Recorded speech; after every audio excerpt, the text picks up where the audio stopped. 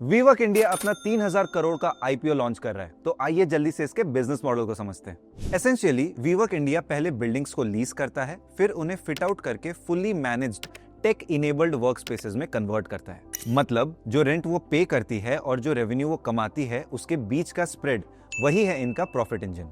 बात करें रेवेन्यू की, तो इसके सोर्सेज भी काफी डाइवर्सिफाइड हैं।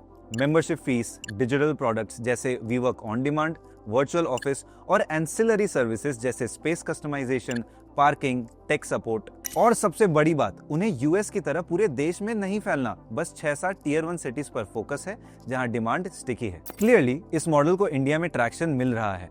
हमने देखा कि किस तरह सिमिलर स्पेस में ऑपरेट करने वाली रिसेंटली लिस्टेड ऑफिस ने इंप्रेसिव ग्रोथ दिखाया और साथ ही लिस्टिंग पर इन्वेस्टर्स के लिए वेल्थ भी जनरेट किया। तो क्या वीवर्क इंडिया की लिस्टिंग भी इनकी तरह हिट रहेगी? चलिए देखते हैं। कंपनी रेज कर रही है 3000 करोड़, जो पूरा का पूरा सेलिंग शेयर होल्डर्स को जाएगा। इससे पहले कि मैं आपको कंपनी के फाइनेंशियल्स के बारे में बताऊं, आप क्विकली इस आईपीओ से जुड़ी कुछ इन्फॉर्मेशन अपनी स्क्रीन पर देख लीजिए। आईपीओ सब्सक्रिप्शन विंडो 3 अक्टूबर से 7 अक्टूबर तक खुली रहेगी। अलॉटमेंट 8 अक्टूबर और लिस्टिंग 10 अक्टूबर को होगी। Face value 10 rupees per equity share रहेगा और आईपीओ प्राइस बैंड इतने से इतना सेट किया गया है। फ्रेश इशू 0 है। ओएफएस अप्रोक्सीमेटली 3000 करोड़ रहेगा और आईपीओ लिस्टिंग बीएसई और एनएसई पर होगी। अब एक और टेबल देखते हैं जहां ये साफ हो जाता है कि टॉपलाइन ग्रोथ में वीवर्क इंडिया अपने दोनों पीयर्स के कंपैरिजन में पीछे है। प्लस फुल ईयर बेसिस पर यह कंपनी FY25 में ही प्रॉफिटेबल हुई है, वो भी एक अकाउंटिंग एडजस्टमेंट के वजह से। ऑपरेटिंग लेवल पर अभी भी ये लॉस मेकिंग कंपनी ही है। मोर ओवर ऑक्यूपेंसी रेट यानी कि टोटल अवेलेबल डेस्क्स में से कितने परसेंट एक्चुअली क्लाइंट्स ने लीज आउट या बुक किए हैं, इसमें भी वीवर्क इंडिया स्टैंड आउट नहीं है।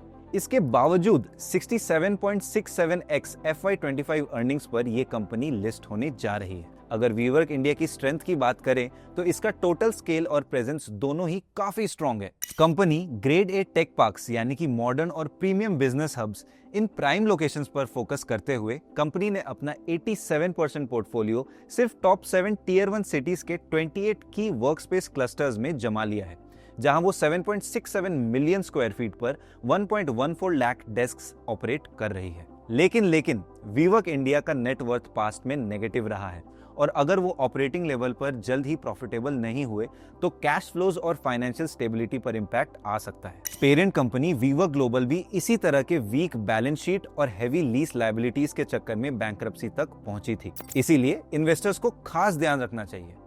आज के लिए इतना ही, जल्द ही मिलते हैं, तब तक के लिए बाय बाय।